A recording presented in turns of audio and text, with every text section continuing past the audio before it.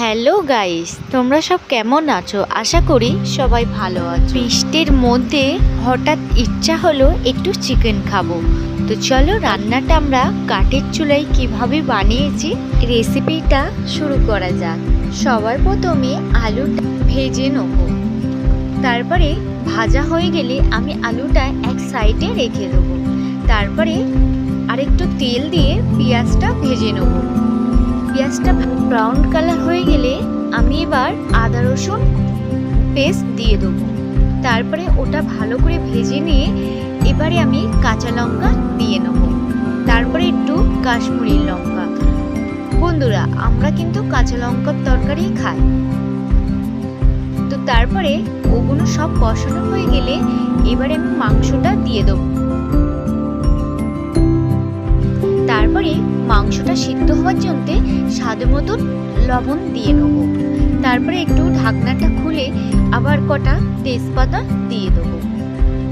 আর একটু নাড়াচাড়া করে ভালো করে ভেজে নেব মাংসটা।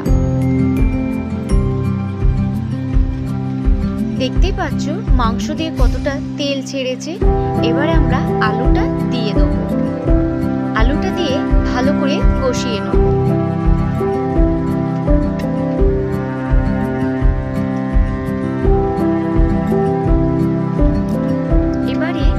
ধনের গুঁড়ো, মরিচের গুঁড়ো, জিরের গুঁড়ো একে একে করে মশলাগুলো আমি দিয়ে নেব।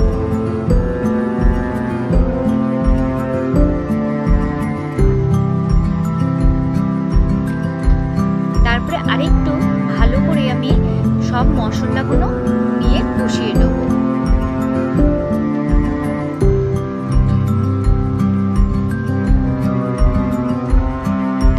দেখতেই পাচ্ছ মশলাগুলো দিয়ে কত সুন্দর একটা কালার চলে এসেছে।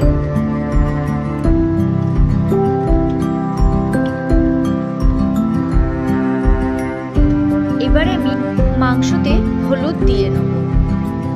তারপর আরেকটু ভালো করে আমি কষিয়ে নেব।